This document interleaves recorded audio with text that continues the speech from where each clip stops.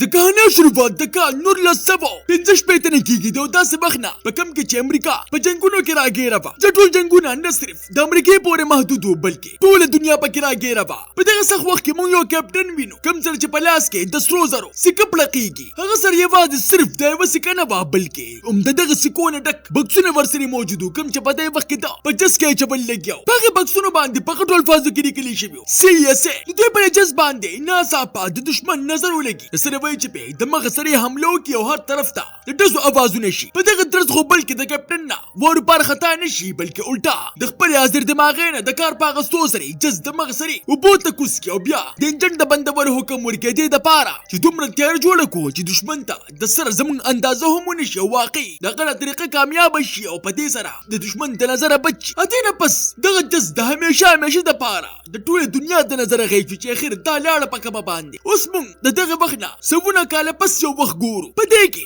د WHO یعنی د دنیا د ټولو نه د صحت د غټې محکمې یو ګاډی را روانې په کوم کې چې ډاکټر صوفیا ناسته وي. دا ګاډی په دې وخت کې د افریقې په یو ښار د کوم نوم چې لاس ویګس وي په هغې کې موجود وي. د دغلته کې دې دپاره راغلی چې دوی ته د یوې خطرناکې بیمارۍ د خورېدو خبر میلو شوی. دوی ته په دغه ځای کې د یو نوي مریض په باره کې پته ولګي چې د هغه د معاینې د کوو نه پس دوی ته پته ولګي چې دا مریض هم د هغې بیمارۍ ښکار دی. د مریض مور دوی ته وایي دا زما زوی دی او یو څو ورځې مخکې دی د خپل پلار سره مالي نومې ملک ته تللی او چې هغه ځای نه واپس راغلی دی نو همدا حالات یې دي. ډاکټر صوفیا خپل مشر ډاکټر ته وایي د سره دا شپږم مریض دی چې موږ ته میلاویږي. ماته خو داسې لګي چې موږ له خپلې ادارې له دا خبر ورکول پکار دي او موږ له د دوی دا رپورټ لیکل پکار دي. خو دې د مشر دا خیال و چې شپږ د حد نه سیوا لږ تعداد دی. که فرض کا دا اطلاع موږ خپلې ادارې له ور هم کړو هغوی به دا چارې هم په سنجیدګۍ سره وانخلي. د صوفیا دا خواهش وي چې زه مالي ته خپله لاړه شم او په خپله باندې دې په باره کې تحقیق وکړم. خو په دې وخت کې هغلته کې جنګ شروع چې څه د بچې دې ته د هغه ځای نه تلو اجازت نه میلاوېده. دوی په خپل منځ کې خبرې کوي او د دوی دې خبرو ته یو پټمخي کس غوږ ایښودلی وي او په دوی باندې نظر هم ساتلی وي. د هغه د نظر نه صفا اندازه کېږي چې د هغه په زړه کې دوی دپاره د حد نه سیوا نفرت دی. صوفیا ته خیال راشي وي موږ له به د دغه مریض د پلار نه هم نمونه اخیستل پکار وي. هغه د هغه پلار سره د میلاوېدو دپاره لایټ هاوس ته لاړ شي ولې چې هغه به په هغه ځای کې کار کوي. خو هغلته کې په رسېدو سره دوی ته پته ولګي چې هغه هم همدغې بیمارۍ د لاسه مړ شوي دی. صوفیا په خاموشۍ سره د هغه نه سیمپل واخلي او بار ته روزي. په دې وخت کې هم د دوی خواته یو کس په سمندر کې کشتۍ چلی لګیا وي چې ناڅاپه همهغه پټمخي کس په صوفیا باندې حمله وکړي. خو دوی د مرستې لپاره د کشتۍ والا کس په وخت باندې راشي او دوی بچ کړي. خو بیا هم د هغې پورې هغه کس د ځان سره د صوفیا قیمتي بیګ وړلی وي او تښتېدلی وي. صوفیا چې کله پوش کې راشي نو هغه په نو مانومې په یو بیړۍ باندې موجوده وي. د هغه جزو کوم چې به د خزانې په تلاش کې ګرځېده او بار دې ته همهغه کس میلو شي چا چې د دې زندګي بچ کړې وه. هغه دې د خپل نوم ډګ ووایي. هغه د سمندر نه یو قیمتي کاڼی روباسي او واپس راشي. خو دوی اصل کار دا نو د دوی اصل کار دا و چې هغه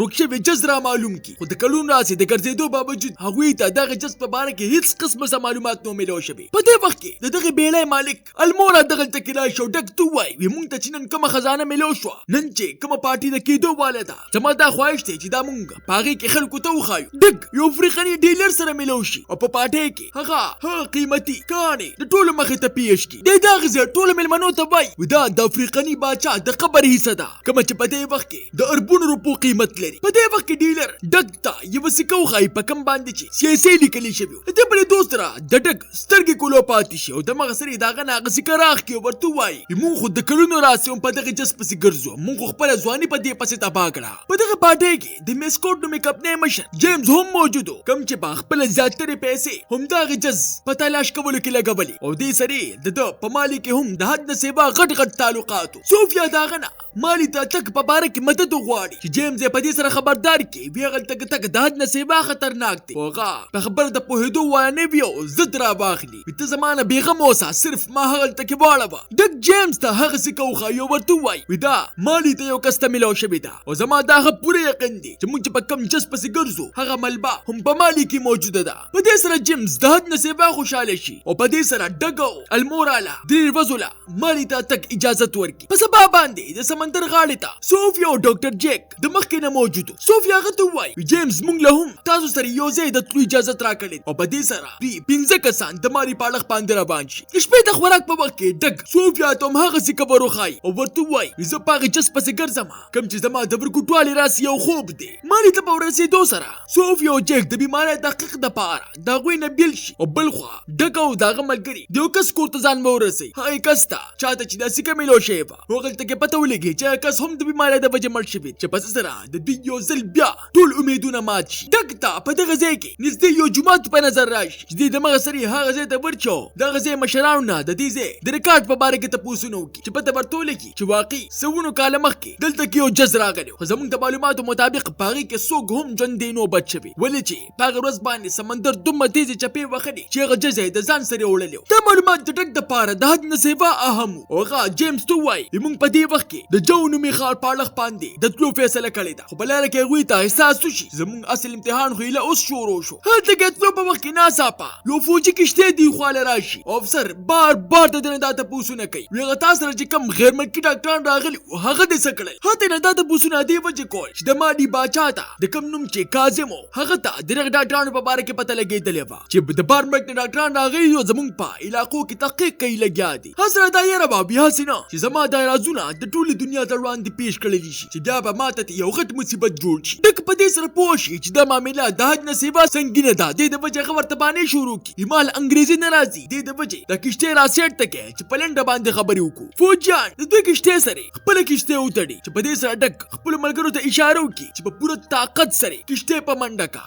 او په دې سره د دوی کشتۍ د فوجیانو کشتۍ له دومره جټکه ورکړي چې په هغوی باندې کشتۍ بوړي خو خطره په دغه ځای کې ختمه نه شي په مخکې لږ غونته کې تلو سره د فوجیانو د یو په ځای دوه کشتۍ په دوی پسې شي او په دوی باندې ډزې هم شروع کړي په دې سره ډک فیصله وکړي موږ له به دا کشتۍ پرېښودل پکار یو اوبو ته به راله ټوپ پکار خو دا ټوپ وخرو نه مخکې هغه تیلو والا پیپ وشلې چې صرف د هغې نه تیل را شروع شي هغه فوجیان چې څنګه دوی کشتۍ لنډ راشي او د تیلو په ځای باندې ډز وکړي نو په دې سره یوه غټه دماکه وشي چې په دې سره دوی دغې فوجیانو نه هم ځان خلاص کړي اوس ډګ جیمز او روډي په سراز طریقې سره ځان غاړې له ورسوي او په یو خوشي کور کې پناه واخلي روډي سخت په پریشانۍ کې ورته پوس ترې نه وکړي اوس خو موږ سره کشتۍ هم نشته اوس زموږ خزانه خو پرېږده دې ځای نه به ځان وباسو څنګه چې په دې سره ډګ ورته ووایي په خزانې پسې د ګرځېدو نه مخکې موږ له به هغه ډاکټران بچ کول پکار ګینې دوی به یې مړه کړي هغه روډي له حکم ورکړي ته په بارډر باندې بوړه او المارو له حکم ورکړه او په خپله باندې د جیمز سره د ډاکټرانو په تلاش کې لګیا شي بل خوا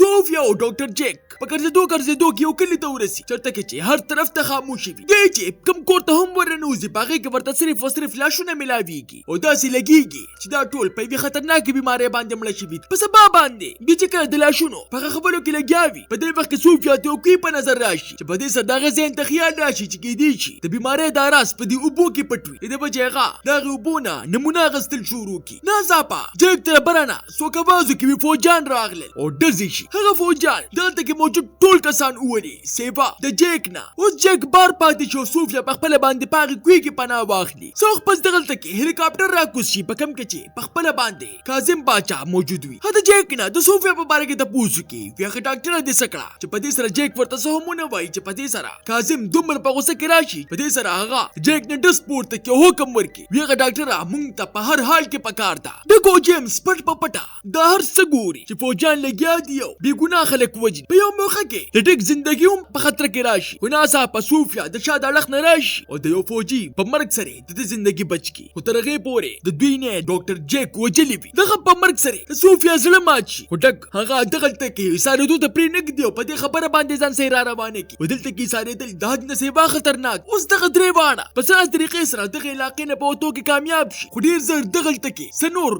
لوکل فوجیان یې ګیر کړي او زر تر زره د خپل باچا د ګوریدو مخې ته یې پیش کړي ګوریدو د هغوی نه تپوس وکړي وایي تاسو دې علاقې ته څه لپاره راغلي یې چې صوفیا ورته د هغې بیمارۍ په باره کې ووایي په دې سره هغې د ځان سره یو کمرې ته بوځي چېرته کې چې بې شمېره لاشونه پراته او هغه ټول په ټوله هم هغې د بیمارۍ د وجې مړه شي صوفیا چې کله د هغې لاشونه معاینه وکړي نو د هغې شک په یقین کې بدل شي چې واقعي دا ټول په ټوله هم د هغې بیمارۍ د وجې مړه دي ډېر سوچ نه پس ګوریدو اخر دوی له په خپل ښار کې د اوسېدو اجازت ورکړي چې په دې سره صوفیا د اوبو ټسټونه شروع کړي چې په خپلې تجربې سره هغه هغه حیران پاتې شي ولې چې هغه اوبه دې ته ذخیره میلاو شي. د هغې اوبو په لیدو سره دا پوه شي چې دا په قدرتي توره باندې ممکنه نه ده چې اوبه ذخیره دي، بلکې دا یا د قصد چا ذخیره کړي دي او یا په دې ځای کې چېرته څه خطرناکه تجربه روانه ده. هغه باچا ته ووایي دلته کې ټول په ټوله مسله د اوبو ده او موږ له به دغه زخرو وجه تلاش کول پکاري. ګورئ د هغوی سره یې واده وکړي چې ستاسو څه قسمه هم څه خدمت پکاري، زه تیار یم. بل خوا جیمز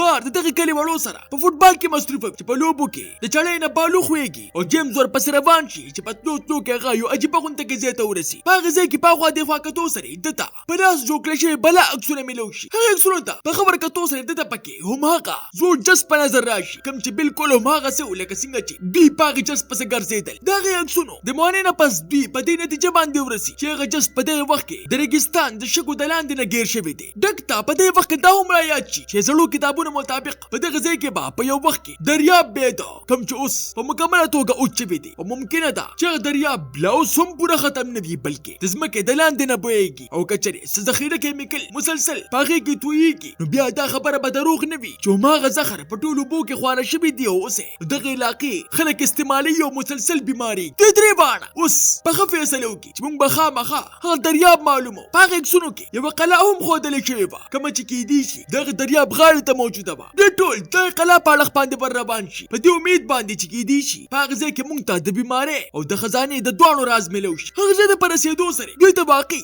یوه زړه قلعه په نظر راشي. هغه قلعه د کوم ذکر چې په هغه تصویرانو کې شوی و. دوی چې کله په هغې قلعه باندې بره وخیږي او خوا دېخوا نظر واچوي نو حیرانه پاتې شي ولې چې په دغه ځای کې دوی ته یو جدید د سولر والا پلانټ په نظر راشي کوم چې د میسکوټ نومې کپ نه و. په دومره خوشي او غریب ملک کې د دومره غټ پلانټ په لیدو سره د دوی ذهنونه د سوالونو ډک شي. ډک ته په دغه ځای کې په لږه غوندې فاصله کې یو ریل ګاډی هم په نظر راشي. دغه درې واړه په خاموشۍ سره دغه ځای په طرف باندې روان شي او په چالاکۍ سره دننه پکې ور داخل شي. بل طرف ته روډي اخر په بارډر باندې وړي او المورو ته ځان ورسوي. دغه په جامو باندې بالکل هماغه سور زنګ لګېدلی و کوم چې دوی ته په مالي کې د کښتۍ چلولو په وخت کې میلاو شوی. کله چې روډي دغه زنګ ټسټ وکړي او د هغې رپورټ المورا ته ور وښایي نو هغه حیرانه پاتې شي ولې چې دا عام زنګ نه و بلکې د خطرناکو کیمیکلو د اثر نتیجه وه. په دې کې صوفیا جیمز او ډګ پلانټ ته په مکمله توګه ور داخل شوي وي او دننه په وتلو سره هغوی ته اندازه وشي چې دا پلانټ څه په معمولي تجربو باندې کار نه کوي بلکې د اټم بم په تیارولو کې لګیا دي او دا په غټو غټو ملکونو کې د کولو په ځای باندې دلته کې د دې د وجې دا تجربه راوړې ده چې دلته کې د حد نه سیوا تیز نور لګېږي. په دغه ځای کې د صوفیا نظر په بې شمېره ډرمونو باندې پروزي په کومو کې چې د حد نه سیوا خطرناک کیمیکل موجود و. دوی په دغه ځای کې دننه روان چې په تلو تلو کې دوی تخانې ته ورسي. دغه ځای د بر په کلاب اخلو سره د دوی دواړو د خپو نه ځمکه وتښتي ولې چې د کومو کیمیکلونو نه چې اټم بم جوړېږي دوی ته هغه په عامو ډرمونو کې په نظر راشي کوم چې هغه ذخیره کیمیکلو سوري کړي اوس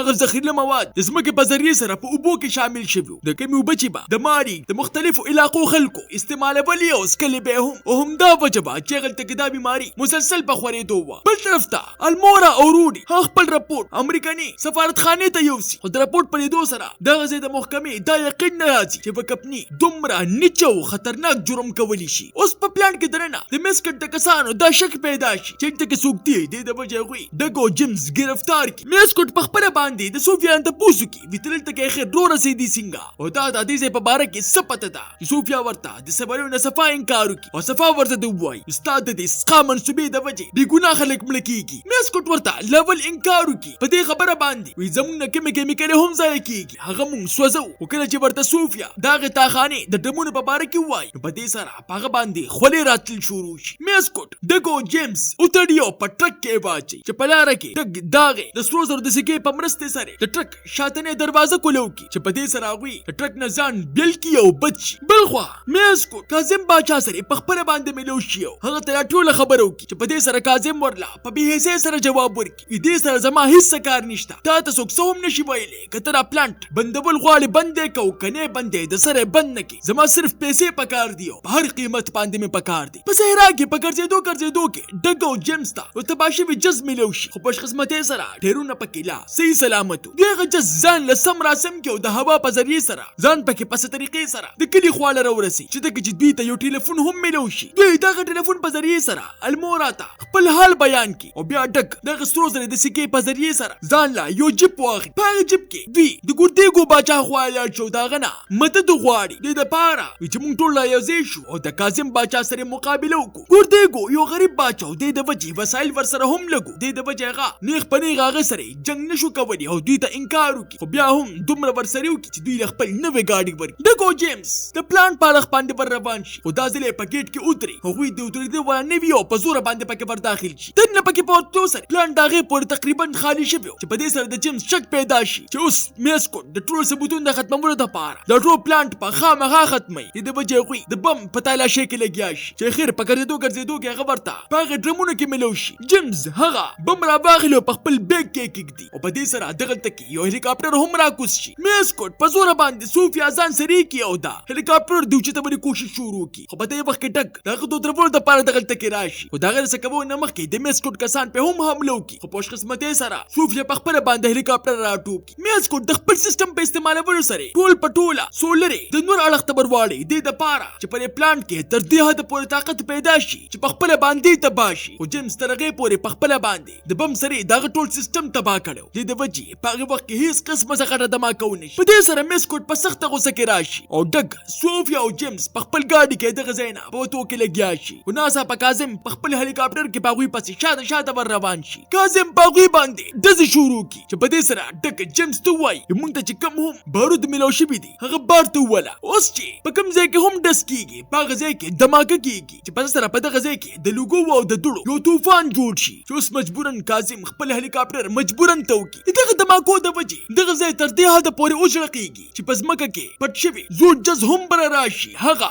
سیسې والا جز د کوم په تلاش چې دوی خپل کلونه ضایع کړي هغه درې واړه د مغز سره په هغه جز کې پناه واخلي خو کاظم تر هغې پورې دوی لیدلي هم دوی باندې دوباره حمله وکړي خپلو کسانو له حکم ورکړي دوی راګیر کړي کاظم د جز نه په هغه جز باندې ډزې کوي چې پس سره هغه بکسونه سوري شي او د سرو زرو سکې راورېدل شروع شي چې پس سره ډګ حیرانه پاتې شي چې دا خو ناممکنه خبره ده چې خزانه لا تر اوسه پورې پکې لا صحیح سلامت ده په هغه جز کې دوی ته یوه زړه خو پوره مضبوطه توپه میلو شي چې دوی د هغې استعمالول د مخه سرې شروع کړي دوی د کاظم په هلیکاپټر باندې نشانه ولګوي په نشانه کې په راتلو سره ډګ ورته اوږده ساه واخلي او ډز پې وکړي چې څه د وجې یوه زبردستې دماکې سره د هغې توپې ګوله هلیکاپټر سره وجنګېږي هلیکاپټر په ځمکه باندې تباه شوی راوغورځېږي دغه دماکه تر دې حده پورې خطرناکه وي چې کاظم پکې هم مردار شي د خپل باچا دا مرګ د هغه فوج هم ویری او په دې سره په لږ غونتې وخت پس هغوی هم خپلې وسله غوزاره کړي ډګ صوفیا او جیمز چې څنګه بار ته روځي نو حیرانه پاتې شي چې اخر د دومره لوی فوج د خپله وسله به وغورځوله خو څنګه دوی شاته وګوري نو پته ورته ولګي چې د ګوریدو کسانو دغه میدان د څلورو اړخونه ګیر کړی دی ګوریدو دوی سره مرسته کوله خو ښکاره نه پټ په پټه او همدا وجه وه چې د کاظم ټول فوج دوی ته اوس مجبور و بل خوا په امریکا کې یو پټ ایجنټ ته د میسکوټ کمپنۍ په باره کې د ټولو حقیقتونو علم شوی و چې د هغه نه د بدل د اخیستو دپاره هغه میسکوټ له هم هغه کیمیکل په دوکه باندې ورکړي د څه د وایي چې ده د لکو خلکو زندګۍ تباه کړې وي اوس میسکوټ په مزه مزه باندې بیمارېدل شروع شي چې په دې سره په مزه مزه هغې بېګناه خلکو له انصاف ورکول شروع شي په جز کې موجوده پټه خزانه اوس په مکمله توګه باندې راظاهره شوې وه په کومې کې چې بېشماره د سرو زرو سکې موجودې وي دا دومره دولت په کومه باندې چې ټوله افریقا مالدارېدې شوه تاسو ته دا نانۍ کهاني څنګه ولګېده ما ته خپله قیمتي رایې په کمنټ کې ضرور راکړئ ملاویږو به په نوې ویډیو سره ما له راکړئ اجازت بای بای